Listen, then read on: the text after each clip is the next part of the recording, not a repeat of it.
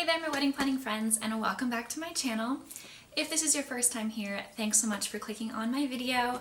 I'm Emily Summer. I am a wedding planner based in Montana, and I make weekly videos on wedding planning tips and advice. The last couple weeks we've been talking about more intimate weddings, how to do backyard weddings, elopements, all of that, so I wanted to continue on that. And today we're going to talk about having weddings at Airbnbs or some other kind of vacation rental style home.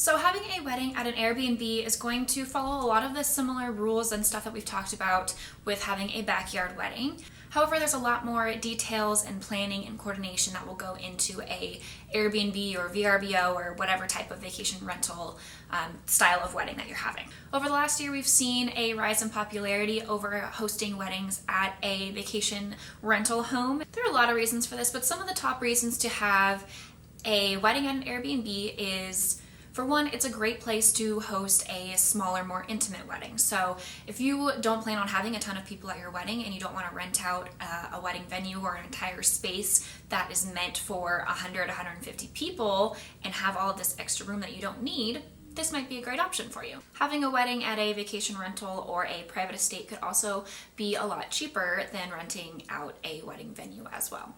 It's also a really unique and non-traditional option. So especially if you're living in a place where you have pretty limited options when it comes to wedding venues, that means that you've likely been to wedding venues multiple times, or you've seen your friends get married at the same venues, and if you are wanting something a little bit different, a little change of scenery, you want your photos to look different, this might be a really great option for you. So like I mentioned, there's a lot of details and planning that goes into having a wedding at an Airbnb, and there are some things that you should keep in mind if this is something you're considering before actually taking the leap and planning a wedding at an Airbnb or VrBO. First off, the most important, not every home rental will allow weddings or events of any kind. In fact, most will not. So this is something to keep in mind as you're doing your search and looking and see if in the details for the home they specify whether events are allowed or not. So if you're looking at rentals and it specifically says no weddings or we do not host events, don't try and bypass that. Don't try and be sneaky. Don't think that just because they're not there, they're not going to find out. I promise you they will. And if you're trying to have an event at a location that is not allowed, it's not going to end well for anybody. So keep that in mind. And just because you think that, oh, it's just going to be a small group of people, their clause doesn't apply to me. Definitely find a place that is going to allow the type of event that you're planning on hosting, big or small. Another thing to consider is you may not be able to physically see the property prior to your wedding day.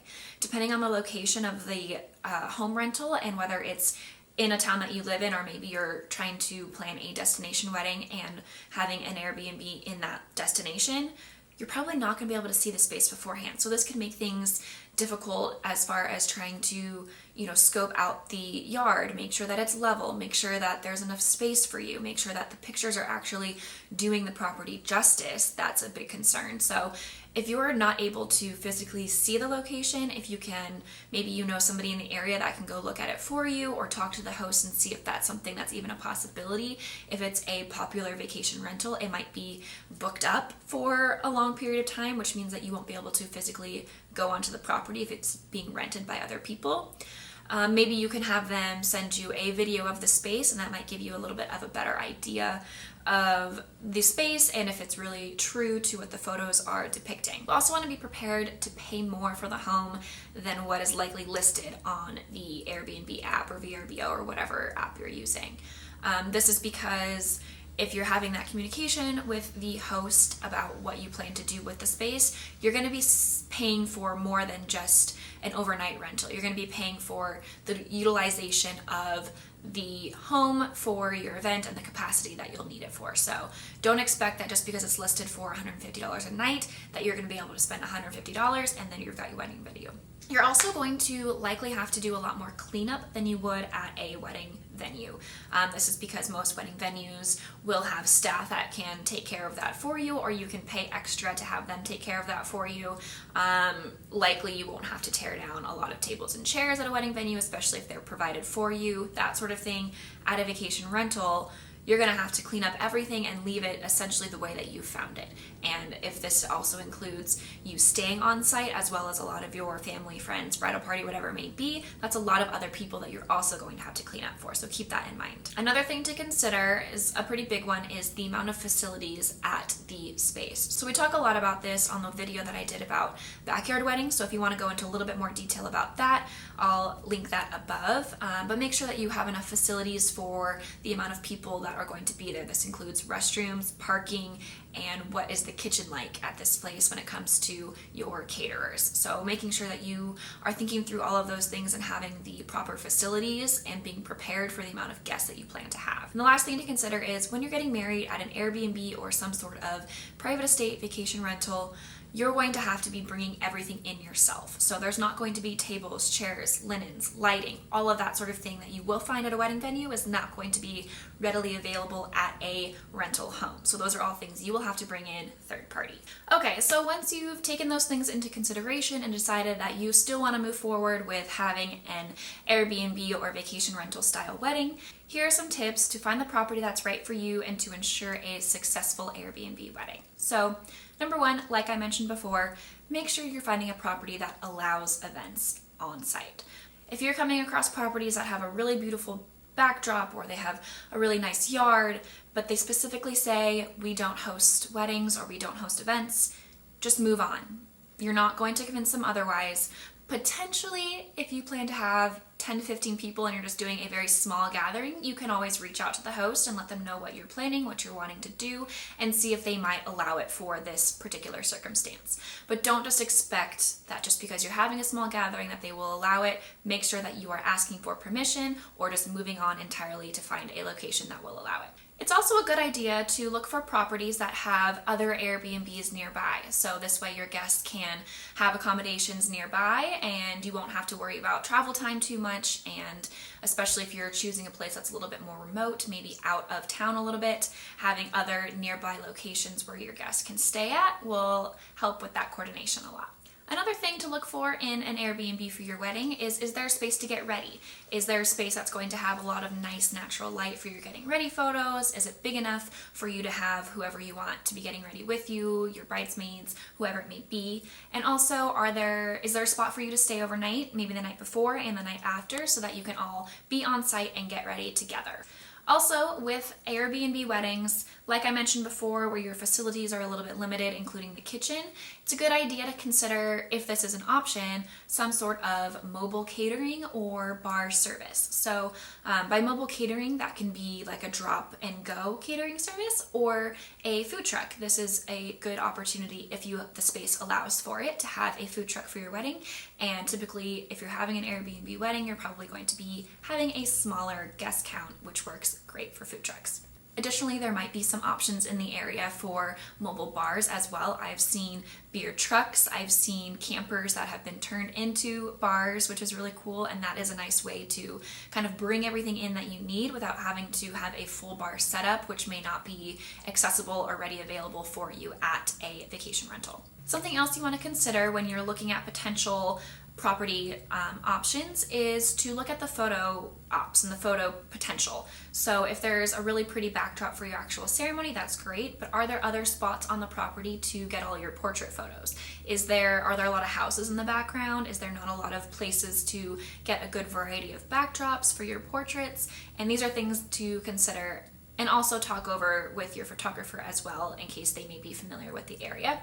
But make sure that you're having a location that's going to have a couple varieties of different backdrops, places you can go, maybe some trees, a nice plain blank wall, or potentially maybe there's a spot nearby you can use Street View and look around the area and see if there's a place maybe that you can easily walk to or drive to with your photographer to get those shots that you want.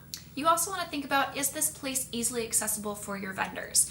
Is it a place that's very remote and on a rocky, windy dirt road that if you're planning on having things delivered in a big truck might be difficult to get to? Or is this delivery service even an option for you at this location? If you're planning on bringing in tables and chairs and large items that you will need to have delivered, you want to make sure that they actually deliver to this space and that it's not too far out of the way And if it is further out of town, expect to be paying more for delivery services for this reason. When looking at the property and the size of the backyard and where you plan to host the actual ceremony, you want to consider if there's enough space to have a ceremony and reception in the same location, and whether or not you will need a flip or not, and if there's space for your guests to be while you're doing the flip. So what that all means is you're going to have a location set up for your ceremony with your chairs, arch, whatever you might have for a typical ceremony space, but then you also are going to need a spot for your reception where you will have your tables and chairs set up. So if there's not enough room to do this simultaneously, then this might not be the best option for you if you don't have people on site that are going to help you with the flip. So that is turning the ceremony space into the reception space. Also, if you are doing a flip or even a small version of a flip, maybe you have tables set and you just need to kind of move them into the space. Is there enough space for your guests to mingle where they're not going to be in the way and be standing where you need to kind of shift everything into this reception space? Also, if you're able to go on site to the property, check and see if there's level ground. You want to make sure that there is enough level ground to have your tables on, because if you have unlevel ground, if there's a lot of hills, if there's a lot of holes, it gets really difficult to set up tables and also a dance floor. Another super helpful tip to ensure that you have a much less stressful process when planning this type of wedding is to hire a coordinator. So if you're planning on having a small wedding, you don't need to hire a full-on wedding planner, but having a day of coordinator or a month of coordinator will really help with really tying in all those last minute details, because there are so many little planning items that go into hosting a wedding of this kind at a vacation rental, because you're not dealing with somebody that is doing this all the time and is used to what is needed at a wedding like you would at a wedding venue. So having a professional there to kind of help you through the last steps of the process and make sure that you have everything that you need on site, and that's going to help coordinate all the moving pieces on your day, is going to be super helpful regardless of the size of event you plan to have that day. Another one that I've talked about several times is make sure that you are getting wedding or event insurance for this style of wedding. This is going to save you from any potential headaches, because not only will this protect you with anything that could happen with your guests, but also you're hosting an event on somebody else's property, and likely their insurance is not going to cover whatever style of event you are hosting. So make sure that you are getting your own liability insurance for events to host at an Airbnb wedding. Last but not least, please remember, just because this isn't your home, this is somebody's home, and if you plan on having an event at an Airbnb or a private estate, vacation rental, be respectful of the space, ensure that your guests are being respectful of the space, try and limit the amount of traction that's going in and out of the house, and just be aware of the fact that this is somebody's home. So that's all I've got for you when it comes to Airbnb weddings. They can be a great, non-traditional, unique option, especially if you're planning on hosting a smaller event. So hopefully you found this video helpful. If you did, please like and subscribe to get weekly videos on wedding planning tips and advice, and we'll see you next week.